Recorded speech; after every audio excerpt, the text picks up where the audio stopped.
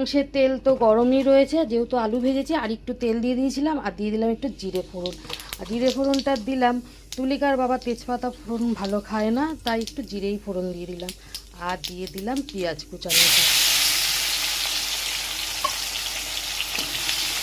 যাই হোক, পেঁয়াজটা ভাজা থাকুক। তেলটা একটু বেশিই দিয়েছি, কারণ মাংসটা একটু বেশি আছে, 1 কিলো বেশি রয়েছে, তাই একটু তেলটা বেশি দিলাম, কারণ আমি মাংসতে তেল দিয়ে মাখিয়ে রাখিনি। যাই হোক, পেঁয়াজটা ভাজা হতে থাকুক। দেখো লাল লাল করে পেঁয়াজটা ভাজা হয়ে গেছে।